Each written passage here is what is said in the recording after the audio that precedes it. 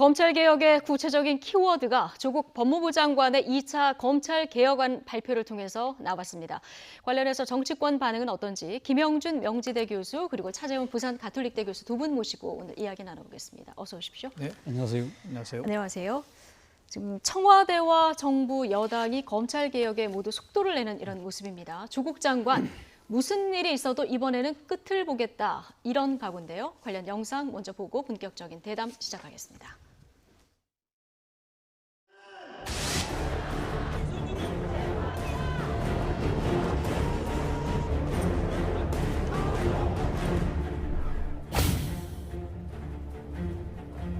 누구도 함부로 내놓을 수 없는 검찰개혁을 여러분들과 함께 완수하고자 합니다. 국민들의 검찰개혁에 대한 열망은 헌정 역사상 가장 뜨겁습니다. 당면한 현안이자 제 소명인 검찰개혁에 집중할 것입니다. 검찰개혁이 시급하고 절실하다는 국민의 뜻을 새기며 다음은 없다라는 각오로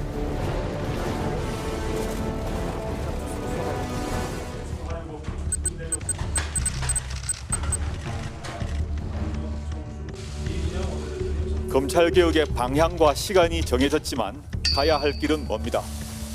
이번에는 무슨 일이 있더라도 끝을 봐야 합니다. 끝을 봐야 합니다. 끝을 봐야 합니다. 저는 검찰개혁의 도약대가 되겠습니다. 이번만큼은 저를 딛고 검찰개혁이 확실히 성공할 수 있도록 국민들께서 끝까지 지켜봐 주시길 바랍니다.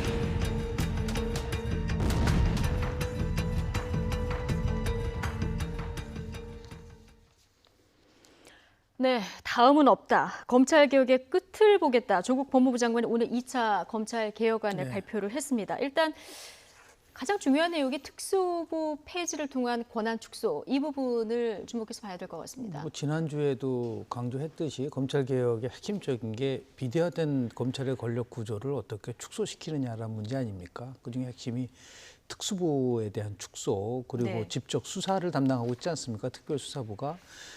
별건 수사 관련된 또 인권 보호를 위한 수사들 이런 것들이 어떻게 제도화되느냐 문제가 있는데요. 그러니까 검찰 개혁은 이제 크게 국회 차원에서 이루어지는 검경 수사권 조정이라든지 공수처법 설치는 검찰이 할 수가 없습니다. 다만 검찰 수사권과 관련된 부분은 얼마든지 대통령령의 개정을 통해서 바꿀 수가 있는 부분이기 때문에 오늘 조국 장관이 얘기하는 검찰개혁 개혁안은 바로 15일 국무회의 의결을 거쳐서 시행할 수 있는, 그러니까 검찰청의 사무기구에 관한 규정을 이제 바꾸는 문제인데요.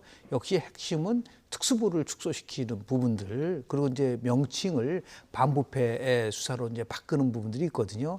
다만 이제 다음에는 없다. 예를 들어서 이번에는 반드시 이루겠다 얘기한다고 한다면, 그럼 그동안 그렇게 검찰개혁이 시급하고 절실했다고 한다면 문재인 정부 출범하고 나서 이제 다음 달 9일이면 반환점을 도는데 그럼 그동안 왜 이렇게 시급하고 절실한 검찰개혁은 안 이루어졌는지에 대한 부분들도 정권 초반부터 그렇습니다. 진행이 그런 부분들이 좀 아쉬운 부분들이 좀 있습니다. 그러니까 지금 조국 장관 가족의 수사가 이루어지기 때문에 왜 지금이냐 이런 시점 논란이 있었는데 아마 이 부분을 의식했는지 지금 특별수사부에서 수사가 진행되는 부분은 적용하지 않는다. 이렇게 오늘 그 내용에 담겨 있습니다. 예, 방금 말씀하신 대로 지금 검찰 사무기구에 관한 규정을 지금 바꾸겠다는 거 아닙니까? 그러니까 내일 국무회의에서 대통령령으로 규정을 바꾼다 하더라도 그 시행 시기 자체를 부칙에다가 조국 장관 수사 일가에 대한 수사가 끝나는 시점 정도로 못을 받는다고 한다면 조국 장관 일가에 대한 봐주기 수사를 염두에 둔 그러니까 규칙 개정이 아니냐는 그런 비판에서는 좀 자유로워질 수 있겠죠. 근데 사실은 지금보다 그보다 더 심각한, 나름대로 제가 생각해 좀 더 큰 문제는 뭐냐면 지금 그 패스트트랙에 올라가 있는 그 검경 수사권 조정안에 보면 지금 검찰의 직접 수사를 분명히 지금 못을 박아두고 있어요. 예를 들면 경제범죄라든지 그리고 또 그 부정부패 사건 그리고 선거 방산비리 이 공직자에 관한 수사 같은 경우는 여전히 검찰이 직접 수사를 할 수 있도록 규정을 해뒀다는 겁니다. 그렇다고 한다면 지금 만약에 그 선거 그러니까 패스트트랙에 올라가 있는 이 검경 수사권 조정안이 그러니까 국회에서 통과될 경우에는 그럼 지금 검찰 내부적으로 지금 사무 규정을 바꿔서 직접 수사를 지금 축소하는 방향하고 법에는 지금 직접 수사를 분명히 할 수 있도록 명시하고 있는 이 부분 간에 충분한, 그러니까 상당한 간극과 모순이 발생한다는 겁니다. 이 부분을 어떻게 그럼 해소할 것이냐. 결국은 이 부분에 대해서는 지금 그 집권 세력이 직접 검찰의 직접 수사에 대한 이 축소 의지가 아주 강한 만큼 이 부분은 결국은 지금 선거 패스트트랙에 올라가 있는 예. 검경 수사권 조정과 관련된 법안은 규정을 일부 바꿀 필요가 있지 않느냐. 네. 이와 관련해서는 지금 여야 간의 그 적지 협상이 예. 지금 테이블이 열려 있잖아요. 그렇다고 한다면 여기다가 올려서 충분히 논의를 해서 이러한 그 이 모순을 해결할 필요가 있지 않나 네. 생각이 듭니다. 그 직접 수사를 완전히 다 없앨 것인가 아니면 예외적으로 허용하면은 어디까지 허용할 것인가 이게 지금 오늘 발표된 검찰 개혁안과 국회 것이 이제 같이 일맥상통해야 되는데 좀 벌어질 수 있다는 이런 우려를 주신 것 같고요. 지금 아마 국회에서도 이 부분 관련해서 앞으로 논의가 진행될 텐데 어제는 또 당정청회의가 열리지 않았습니까? 그렇습니다. 지난번에는 당정협의였고요. 어제는 청와대까지. 그래서 청와대의 김상조 정책실장, 강기정 정무수석 다 참석을 했습니다. 이 검찰 개혁안에 청와대도 좀 힘을 실어 주겠다 이런 의지라고 보면 될까요? 뭐 그 의지와 더불어서 몇 가지의 정치적인 그런 방향성도 좀 있는 것 같아요. 예. 제가 읽은 거는 조국 장관을 임명을 할 때 가장 중요하게 내세웠던 명분은 조국 장관이 검찰 개혁의 적임자라는 그런 부분들이 있거든요. 예. 그러니까 당정청회를 통해서 실제로 조국 장관을 통해서 검찰 개혁을 완수하라고 하는 그러한 나름대로의 프레임을 만들어주는 것 같습니다. 그것은 달리 얘기해서 이거는 뭐 정치적인 추론에 불과하지만 이걸 통해서 혹시나 조국 장관이 퇴진할 수 있는 출구 전략용으로 이렇게 당정청의 회의를 통해서 나름대로 네. 검찰개혁에 완수하는 모습을 보인 다음에 조국 장관이 나름대로 진로를 결정하려고 하는 것이 아니냐라고 하는 뭐 그건 추론 차원이지만 예. 그런 식의 이제 저는 이제 감을 좀 받았었는데요. 예. 지금 뭐 나중에 말씀드리겠지만은 여론의 흐름은 굉장히 나쁘게 지금 정부에게 흘러가고 있기 때문에 그런 것들을 해소하는 차원에서라도 또 하나는 이제 결국 이제 패스트 트랙으로 지정된 예. 여러 가지 그 사법제도 개혁안을 신속하게 처리할 수 있는 명분을 당정청이 모여서 같이 함께 논의할 수밖에 없는 이제 그런 구조. 예. 그리고 문희상 국회의장은 본인이 갖고 있는 모든 권한을 최대로 활용을 해서 빠른 시일 내에 속도감 있게 이 저 사법개혁안을 상정하겠다고 얘기를 하고 있기 때문에 네. 그것에 보조를 맞추기 위해서라도 당정청이 이례적으로 같이 만나서 이 문제를 논의하지 않았나 생각을 좀 합니다. 예.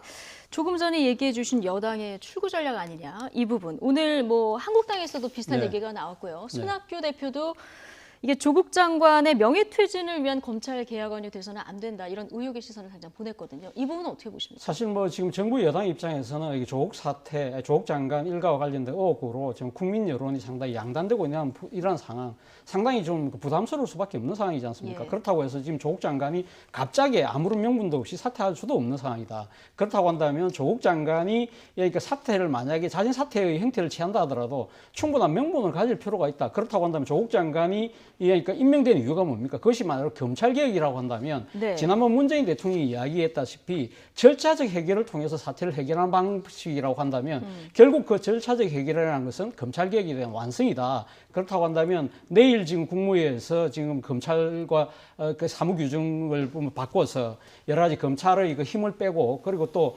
이 인권 그 보호를 위한 수사 준칙도 지금 이거 법무부 차원에서 지금 개정을 한다는 거 아닙니까? 네. 여기다가 지금 앞서 제가 이야기했던 패스트트랙에 올라가 있는 이 공수처 설치 법안과 예. 그리고 또 검경수사권 조정 법안 이러한 부분들이 국회에서 입법이 완성되는 시점이 아마 늦어도 아마 내달 초까지로 지금 아마 이 여당은 생각을 하고 있는 것 같아요. 여당은? 예, 예. 여당은 그렇다고 한다면 그 정도가 된다고 한다면 충분히 그러니까 지금 조국 장관의 그러니까 퇴임을 위한 충분한 출근이 열리는 것이 아닐까라는 생각을 갖는다는 것이고 또 한편으로는 그러니까 정부 여당의 입장에서는 사실 이 조국 장관의 이 의혹에 대한 국민적 따가운 비판도 있지만 이와 반대로 이 조국 장관 일가와 관련된 문제에서 불거졌던 검찰개혁에 대한 국민적 요구 이것도 일종의 하나의 대세가 돼 있다. 그 흐름 자체를 놓쳐서는 안 되겠다는 예. 그런 절박감도 이 어제 그러니까 고위 당정 회의를 공개리에 했던 이유 중에 하나가 아닐까 하는 생각이 듭니다. 예. 지금 검찰 개혁안 오늘 발표된 내용들을 보면은 이게 이제 대통령령으로 바뀌거나 법무부 장관령으로 바뀌거나 이런 부분인데 지금 두 분 말씀도 그렇고 앞서 이제 저희가 또 변호사와 함께 짚어보기도 했는데 국회에서 논의되는 이 검찰 개혁안 부분이 훨씬 큰 부분이에요. 그렇습니다. 예. 그러니까 지금 누차 강조하지만 검찰 개혁은 크게 세 가지 부분이 있지 않습니까? 그러니까 법과 제도를 통해서 비대화된 검찰의 권력 구조를 내려놓는 거. 예. 검경수사권 조정 문제라든지 기소 독점권에 대한 문제라든지 아니면 뭐 공수처 설치법 이거는 검찰이 할 수가 없어요. 그거는 오로지 국회에서만 할 수 있는 부분들이 법을 있는 거죠. 개정해서 할수 법을 있는 개정하는 거기 일이니까. 때문에요. 예. 두 번째가 좀 여러 검찰 개혁에서 지금 빠져 있는 게 보면 국민들한테 여론조사를 해본 부분 검찰 개혁 가장 중요한 게 뭐냐라고 물어보면 지금 얘기하는 뭐 감찰권이라든지 뭐 직접 수사를 축소하는 등등도 있지만 예. 검찰의 정치적 중립성 강화 방안입니다. 그러니까 지금 조국 장관도 이 부분에 대해서는 언급을 하고 있지는 않잖아요. 예. 그러니까 비대화된 부분들은 이제 국회 차원에서의 개혁을 한다 하더라도 그래서 오히려 거꾸로 검찰에 대한 인사권을 대통령이 아니라 예를 들어서 검찰청장이 아주 독자적이고도 진짜 자유롭게 할 수 있는 그렇게 해서 검찰의 정치적 독립을 강화시키는 데 대해서는 전혀 얘기를 하지를 않고 있고 예. 오로지 뭐 법무부의 감찰권을 강화시킨다라든지 이런 거에만 치중을 하다 보니까 다만 저는 두 가지 조건이 만족됐으면 검찰 개혁이 더 탄력을 받았을 거라고 좀 봅니다. 어떤 조건일까요? 첫 번째는 뭐냐면 이 시점을 꼭 이렇게 무슨 뭐 이번 검찰청에 대한 대통령령을 바꾼다 하더라도 그걸 꼭 왜 지금 할 필요가 뭐가 있느냐. 그러니까 조국 수사가 전부 다 끝난 상황 속에서 지금 얘기한 모든 것을 얘기한다고 한다면 네. 일단 진정성을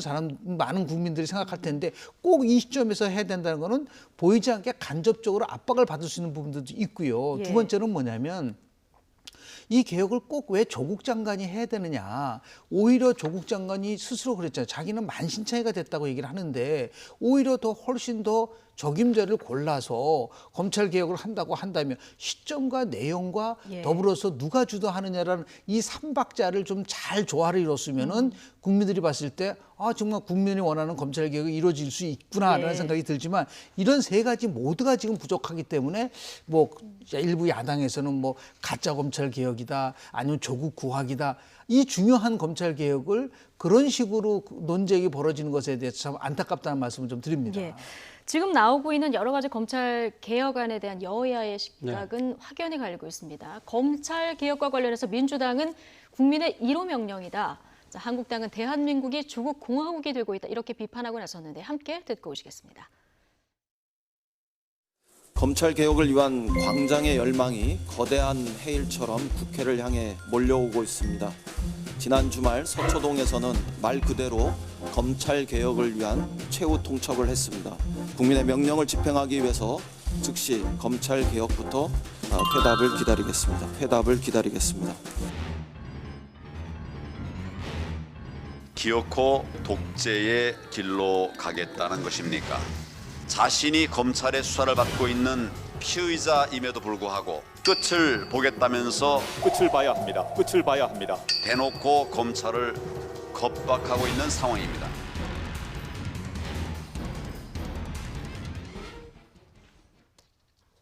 예. 지금 야당에서는 검찰을 대놓고 겁박한다 이런 그 얘기들이 나오고 있습니다. 뭐 야당 입장에서는 뭐 그런 주장을 할 수 있겠죠. 그러나 앞서도 제가 말씀드렸던 대로, 그러니까 지금 이 검찰의 직접 수사에 대한 사무 규정 자체를 그러니까 내일 국무회의에서 통과시킨다 하더라도 예. 그 시행 시기를 조국 장관 일가에 대한 수사가 끝나는 시점에 예. 못을 박는다고 한다면 그 부분은 어느 정도 국민적 의혹을 그러니까 피해갈 수 있다는 측면은 일단 분명히 있는 오늘 것이고요. 발표된 내용을 보면은 예. 특수부에서 지금 수사 중인 사건에 대해서는 개정된 분장 사무 규정을 적용하지 않는다. 이렇게 명시를 했습니다. 그러니까 쉽게 말하면 그러니까 지금 그러니까 이 불소급의 원칙을 지금 적용하겠다는 것인데요. 그런 측면에서 본다고 한다면 사실 뭐 모르겠습니다. 그러니까 야당 입장에서는 무조건 그 검찰에 대한 수사에 대한 압박을 지금 하고 있다고 이야기하는 부분에 대해서는 예. 사실 뭐 많은 다수의 국민들이 좀 동의하기 힘들 측면이 분명히 있는 것이고요.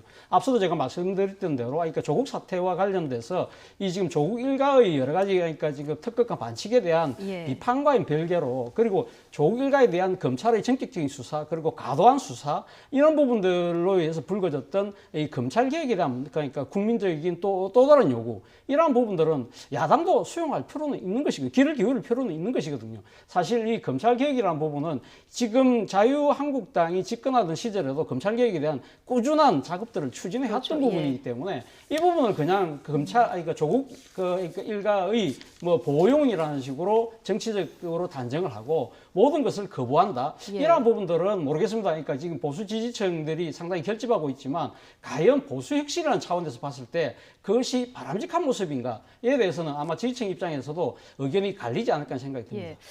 어쨌든 국회에서 입법으로 이 검찰 개혁에 대해서 어떻게 발을 맞춰 나갈지 이 부분도 굉장히 주목되는데 앞서 잠깐 얘기가 나왔습니다만은 이 공수처법과 그다음에 검경 수사권 조정안 이 법안 처리에 대해서 여당은 일단 선거법 제외하고 이 부분을 먼저 이달 안에 이제 처리하고 싶어하는 것 같고요. 한국당은 이거를 이제 법사위에서 다 잣구 같은 거를 다 봐야 된다 이런 입장이거든요. 근데 시점 문제하고 형식 면제에서 조금 충돌이 있는 것 같아요. 예. 그러니까 패스트 트랙 지정한 법안은 국회법 85조 2항에 따르면 해당 상임위에서 180일 동안 숙려기한을 지난 다음에 법사위에서 90일이 지난 다음에 이제 자동 부의할 수 있습니다. 예. 그런데 지금 법사위에서 체계에 그 자구 수정의 그 90일을 배제한 상태에서 이번 달 말에 네. 본회의 상정을 할 수 있다라는 것이 지금 이제 여당의 입장이거든요. 예. 이것에 대해서 지금 야당이 강력하게 반발을 하고 있고 그건 그렇지 않다라는 거죠. 그러니까 90일간의 법사위에서의 그런 숙려 기간을 거쳐야 된다면은 그게 12월 달로 넘어갈 가능성이 높거든요. 그러니까 예, 시점에 예. 대한 문제가 나오고요.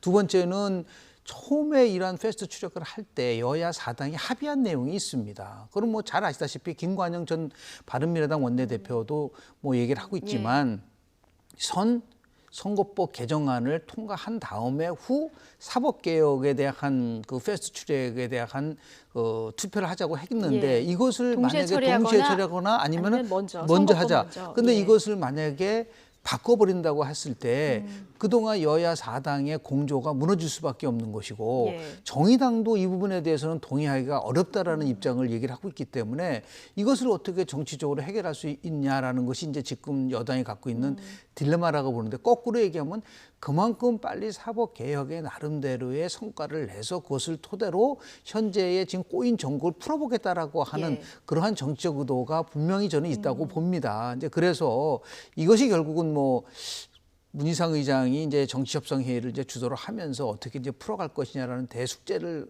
안기고 있는데요.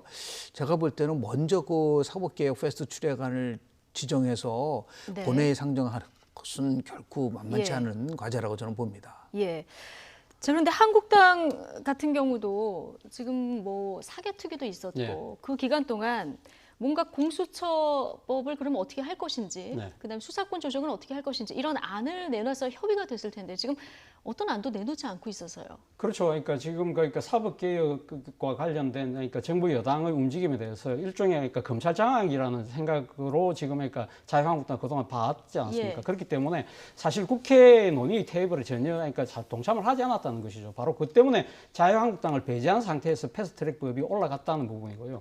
그런 측면에서 보면 늦었지만 지금 여야 간에 이제 정치협상 테이블이 마련되어 있기 때문에 저는 뭐 이 네. 상황에서 충분하게 논의의 장이 펼쳐져 있다고 한다면 대화를 통해서 뭔가 타협의 가능성도 저는 있지 않을까 하는 네. 생각이 듭니다. 사실 자유한국당이 지금 나름대로 그러니까 이 지금 검경 수사권 조정 문제에 대한 입장도 분명히 갖고 있는 것이고요.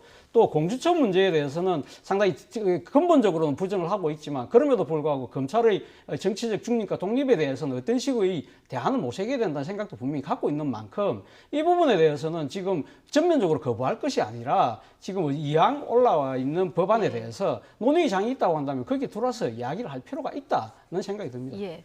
방향이 다르다고 하면은 그 방안을 구체적으로 낼 필요가 있다 이런 지적이신데요. 이 김병준 교수님 얘기하신 대로 뭐 한국당 입장도 입장이지만 이제 바른미래당 같은 경우는 뭐 정의당도 마찬가지고요. 네. 지난번에 합의를 할 때 선거법으로 합의를 그렇습니다. 했기 때문에 불만이 상당한 것 같습니다. 김관영 의원의 얘기 듣고 오시겠습니다. 제가 패스트트랙의 한 중심에 있었기 때문에 그렇죠. 당시 사정을 좀 잘 아는데 지금 여당에서 10월 28일 날 이 검찰 개혁 법안을 선거법에 앞서서 먼저 처리하겠다. 막 이런 것들이 논의되고 있는 것 같아요. 그렇죠. 근데 분명히 당시에 검찰 개혁 법안하고 선거법 같이 상정하자.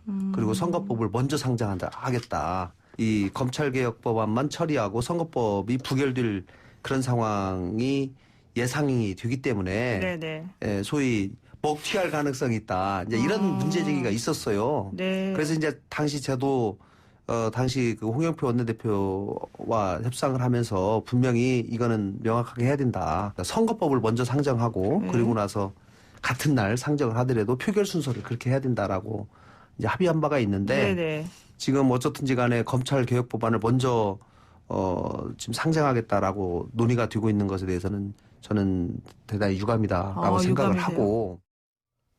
네, 김영준 교수님. 그러니까 사법개혁안을 먼저 처리하고 선거법은 먹튀할 가능성이 있다. 그렇습니다. 지금 김관영 원내대표는 이런 우려의 시선을 보내고 있는데 정의당도 아마 비슷한 시각일 것 같아서 이렇게 되면 이달 안에 여당 의견처럼 이렇게 사법개혁만 패스트트랙 처리하는 이 부분은 좀 어려울 것 같아 저는 보이는데요. 굉장히 어렵다고 봅니다. 왜냐하면 정의당을 설득할 수가 없을 것 같아요. 예. 정의당이 정말 이번 조국 임명 과정 속에서 데스노트까지 갔다가 지금 찬성으로 돌아왔는데 그 핵심은 바로 선거법 개정에 대한 중요성 때문에 그렇지 않습니까? 정당이라는 건 뭐 실적 추구를 해야 되는 정당이기 때문에 그러한 여러 가지의 오해와 비난을 무릅쓰고도 본회의 조 찬 본회의장을 결단이었다. 했는데 예. 지금 와서 만약에 이거를 깨버린다고 한다면은 저는 뭐 아무리 패스트 트랙을 본회의 상정한다 하더라도 현재 민주당이 갖고 있는 게 128석에다 무소속의 그 친여 무소속 의원 4석을 합치면은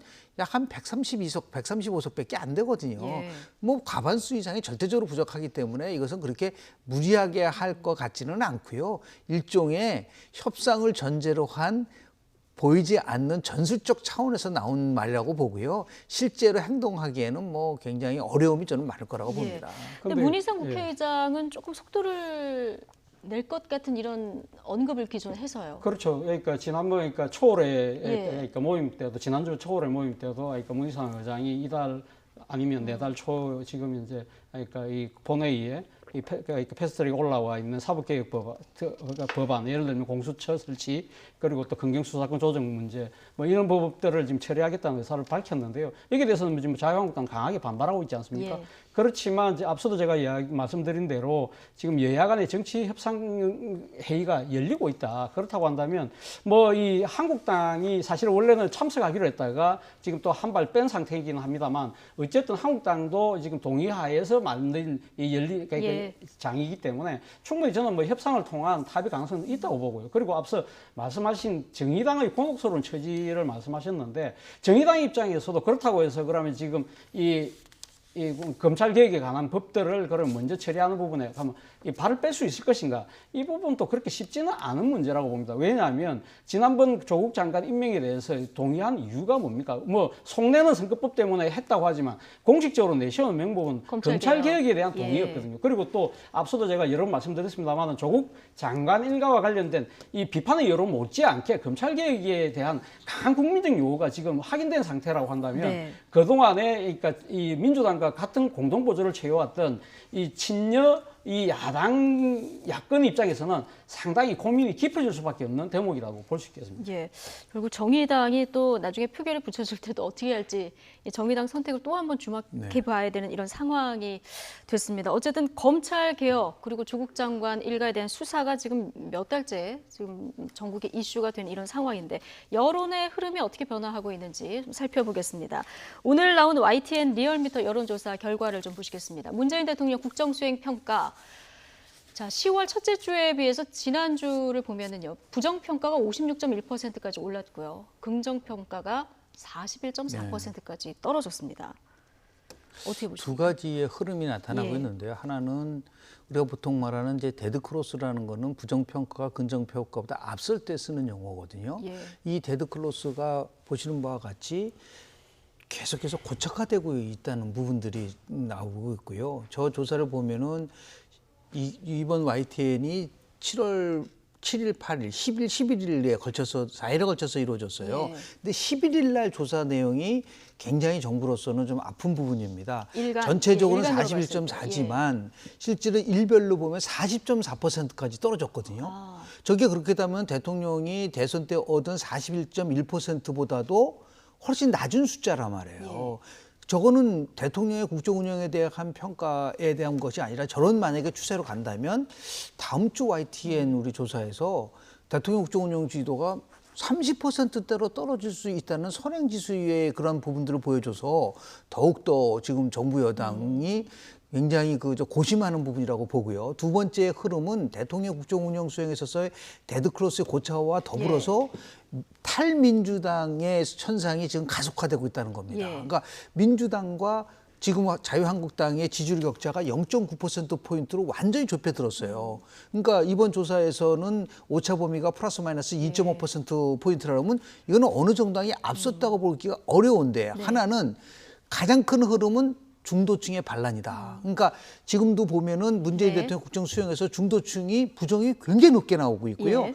그리고 중도층에서는 정당 지지도에서 놀랍게도 한국당의 지지도가 민주당의 지지보다도 역전이 되는 현상이 나타났단 말이에요. 이런 것들이 지금 이제 큰 민심의 흐름이기 때문에 이 부분에 대해서 정말 많은 고심이 있을 수밖에 없는 그런 상황에 직면해 있지 않나 생각을 좀 듭니다. 예, 지금 정당 지지도 저희가 보여드리고 있습니다만은 말씀하신 대로 민주당과 한국당의 격차가 0.9%포인트짜리 좁혀졌거든요. 예, 그렇죠. 지금 사실 어떻게 보면 지금 현 정부 출범 이후에 아마 지금 여야의 그 지지율 격차가 가장 근접한 상황이 아닐까 하는 생각이고요. 앞서 말씀하신 것처럼 지난 11일 마지막 조사에는 11일 같은 경우는 여야 정당의 지지율 자체가 역전이 되었어요. 네. 예를 들면 지금 민주당이 그러니까 한국당에게 그러니까 지금 이 뒤지는 결과가 나왔다는 겁니다. 10월 11일 하루요? 예, 11일 하루에는 지금 처음인 거죠? 예, 처음이죠. 예. 그 문제는 이러한 그러니까 마지막 날 조사의 결과치가 다음 주 그러니까 조사에 어떠한 방식으로 그러니까 영향을 미칠 것인가 이것이 예. 하나의 추세가 된다고 한다면 네. 그러면 여야의 그러니까 지지율 차이가 완전히 극명하게 지금 역전되는 상황이 되는 것이 아닐까라는 우려를 그러니까 여당 입장에서는 할 수밖에 없는 상황이다. 자, 그렇다고 한다면 이러한 국면 자체를 그럼 어떻게 반전할 것인가? 이것이 지금 당장은 탈출구가 보이지 않는다는 문제라는 겁니다. 앞서 문재인 대통령의 지지율, 국정 지지율이 상 긍부정이 바뀐 부분이 지난 8월 3주차 그 조사 때부터거든요. 그 바로 직전에 조국 장관에 대한 임명으로 인해서 여러 가지 관련 보도들이 나오면서 이 지금 그러니까 소위 말해서 이 데드 크로스가 발생하고 나서 그 격차가 점점점 벌어지고 있다. 네. 그렇다고 한다면 지금 그 정부 여당의 입장에서는 그러면 이 국면을 어떻게 탈출할 것인가? 결국 지금 조국 장관의 거취 문제에 대한 이 결정을 내려야 될 시점이 점점 다가오고 있는 것이 아닐까 하는 생각이 듭니다. 대통령 그 지지율 1일 변화를 추이를 다시 한번 좀 주시면 그러면 지난주 후반에 도대체 무슨 일이 있었기 때문에 이렇게 많이 지금 추이가 벌어진 것인가? 이 부분을 좀 그렇습니다. 봐야 되는데 9일 날은 이제 여론조사 기관에서 조사를 안 한 거고 10일 날 보면은 유시민 이사장 발언으로 인해서 KBS 기자들하고 이제 공방이 있었던 날이고요. 11일 날은 한겨레 신문에서 윤석열 검찰총장의 접대 의혹 이 부분을 보도한 날이에요. 그렇습니다. 그 제 세계에서 어떤 여론이라는 거는 형성되는 기간이 한 2 내지 3일 정도 걸리게 있는데요. 그동안 나와 있는 거는 실은 집권 여당한테 굉장히 악재들만 막 나왔어요. 이런 것들이 이제 반영되지 않았나 좀 생각이 좀 들고요. 그 더 나아가서 뭐 일부에서는 뭐 아무리 검찰 개혁의 적임자가 조국 장관이라 하더라도 너무 지나치게 조국 장관 감싸기 구하게 나선 것이 아니냐. 특히 이제 유시민 노무현 재단 이사장이 이제 KBS와의 관계 속에서 두 가지를 얘기를 하지 않았습니까? 첫 번째는 KBS가 보도를 하지 않고 검찰과 유착을 했다는 부분들을 지적한 거. 그리고 정경심 교수가 피의자가 아니라 피해자다라고 프레임을 바꾸려고 했었던 의도라든지요. 또 KBS 보도 행태에 대해서 또 문제 제기를 했다는 이것은 굉장히 제가 볼 때는 아무리 그 개인 유튜브 방송을 통해서 한다 하더라도 좀 부적절하고 지나치다라고 생각하는 부분들이 좀 있는 것 같아요. 이런 것들이 이제 작용이 되는데 저는 여론조사할 때 최근에 딱 두 개를 많이 봅니다. 서울 지역하고 중도층이거든요. 근데 서울 지역에 이번 조사에서도요. 서울 지역 같은 경우에 한국당의 지지도가 민주당 지지도를 역전시켰습니다. 그러니까 한국당에는 34.4고 지금 민주당은 32.5%라는 거예요. 그런데 여기서 중요한 포인트가 있습니다. 지난 2016년 총선에서 민주당의 의원들이요, 수도권에서 122석 중에서 82석을 차지했습니다. 이제 82석의 민주당 의원들이 앞으로 이런 식으로 계속 가면 다음 총선에서 총선이 어렵다고 한다면, 지금은 침묵을 하고 있지만 집권당 내에서도 조국 사태와 관련돼서 뭔가 용단을 내리라고 하는 욕구가 분출될 가능성이 굉장히 큽니다. 이게 이제 박지원 의원한테 대신 해달라고 하는 말도 뭐 보도되고 있지만 그게 사실인지 아닌지 확인은 안 되지만 본인이 얘기를 했으니까 말이죠. 여하튼 이게 지금 굉장히 중요한 순간에 와 있기 때문에 이러한 집권당 내에서의 만약에 이 내분이 폭발되면은 걷잡을 수 없는 나름대로의 그런 어려움을 겪을 수밖에 없다는 말씀을 좀 드립니다. 예, 어쨌든 중도층 민심의 변화를 좀 주목해서 봐야 된다, 이런 얘기를 계속해서 해주셨는데, 지금 박지원 의원 얘기를 해주셨으니까 박지원 뭐 여당 의원들이 이런 얘기를 했는지까지는 저희가 확인할 수 없습니다. 박지원 의원 얘기로는 일부 여당 의원들이 나한테 조국 사퇴를 말하라고 하더라. 그러니까 왜 그러냐면 직접 말 못하는 거는 조국 장관을 그만두라 하면은 경선에서 지고, 그리고 말하지 않으면 본선에서 진다, 이런 고민이 있을 것이다. 이제 박지원 의원의 말인데, 지금 여당에서도 이런 여론조사를 보고 있기 때문에 좀 고민이 많을 것 같습니다. 그렇죠. 앞서 뭐 김 교수님 말씀하셨습니다만 상당히 여당 의원들의 고민이 깊을 수밖에 없을 것 같아요. 또 과거, 그러니까 지금 공천 양상과는 달리 이번에는 그러니까 당내 당원들 투표에 의해서 그러니까 당내 경선 여부가 그러니까 승부가 갈린다고 한다면, 지금 당장 그러니까 집권 지지층 내에서는 상당히 조국 장관을 옹호하는 목소리가 높잖아요. 그렇기 때문에 이 부분에 대해서 지금 그러니까 이 다수의 민심대로 그러니까 말을 못하죠. 그러나 그 지금 다수의 흐름을 그냥 무시했다가는 본선에 나갔을 때, 특히 수도권 같은 경우에는 상당히 위험해질 수 있다. 그런 측면에서 상당히 고심이 클 수밖에 없고, 바로 그런 차원에서 박지원 의원이 그러니까 그런 이야기를 듣고 내가 부탁을 들었다는 이야기가 상당히 설득력 있게 와닿는데요. 저는 제가 생각했을 때는 아무리 그렇다고 하더라도 제 생각에는 지금 여야의 정당 지지율이 역전되고 그 대통령의 지지율 자체가 40% 선이 무너질 경우에는 아마 여당 내에서 아마 이 조국 장관 해법에 대한 이 조속한 해결을 몰색을 요구하는 목소리가 터져나오지 않을까 하는 생각이 듭니다. 예, 조국 장관 일뿐만이 아니라 지금 일본 수출 규제 문제라던가 비핵화 문제, 이 부분에 대해서도 지금 뚜렷한 돌파구가 보이지 않는 상황이라서요. 이 부분이 다음 주에 좀 주목이 되는데요. 이낙연 국무총리가 그 1월에 즉위식에 참석한다, 이렇게 좀 알려졌습니다. 이 부분이 뭔가 성과가 있으면 지지율 반등에 또 중요한 역할을 할 수 있을까요? 좀 성과가 있었으면 좋겠습니다. 성과가 있었으면 좋겠다. 일단 왜냐하면 20일, 24일 동안 총리가 일본 왕 즉위시에 취임을 하는데요. 여야 모두 무슨 명분이 있어야 된다고 보는데, 일본도 마찬가지입니다. 새로운 왕이 즉위를 하면서 그동안 경색됐었던 한일 관계를 좀 바꾸자라고 하는 거는 명분을 가질 수도 있고, 우리도 그와 관련돼서 전향적으로 검토를 하는 그런 자세를 보인다고 한다면 이 한일 관계 문제가 일단 복원이 되고 있고요. 지금 OECD에서 얘기하는 여러 가지 그 지표 중에서 대한민국의 경기 선행 지수가 여러 나라 중에서 아주 나쁘다라고 좀 얘기를 하고 있고 1%대 경제 성장하는 게 아니냐라는 우려가 나오고 있거든요. 이런 문제를 해결하고 또 좀 북한에 대한 여러 가지 SLBM 문제를 포함해서 북미 협상은 지금 교차 상태에 빠져 있고 한일 관계는 저렇게 경색돼 있고, 이거를 다 풀기 위해서는 정말 대통령이 혼심을 다해서 정치력을 발휘하면서 통합의 리더십을 보여준다고 한다면 우리가 처해 있는 이런 위기를 극복할 수가 있는데, 그 출발점은 여튼 저튼 든 간에 결국은 조금씩 그 우리가 만약에 조금 동떨어져 생각한다면 대통령의 시간이 다가온 게 아닌가라고 생각이 좀 들고요. 대통령이 만약에 결단을 못한다고 한다면 이제 조국 장관도 이렇게 검찰 개혁에 대한 것들을 완수한다고 생각한다는 차원에서 뭐 결단을 내릴 수 있는 그런 의미에서 볼 때 정경심 교수에 대한 검찰이 구속영장 청구가 어떻게 보면 또 하나의 또 분기점이 될 수 있지 않을까라는 생각을 좀 합니다. 예. 어쨌든 조금 전에 이제 이낙연 총리 일왕 즉위식 참석 얘기를 했는데, 그 끝나고 나서 아베 총리하고 회동을 추진할지, 이게 이제 성사가 될지, 이 부분도 굉장히 관심 있는 사안인데, 이렇게 되면은 강제징용 판결 이후에 그 최고위급이 만나는 이런 상황이 되는 거죠. 그렇죠. 근데 지금 보도를 보면 지금 아마 이 지금 일왕 그 즉위식에 아마 상당히 그러니까 외국 기빈들이 많이 오신다고 그래요. 한 50명 정도 하고 지금 아베 지금 총리가 지금 개별 회담을 지금 예정해 두고 있다고 한다면 아마 이낙연 총리하고도 개별 회담을 할 가능성이 높다.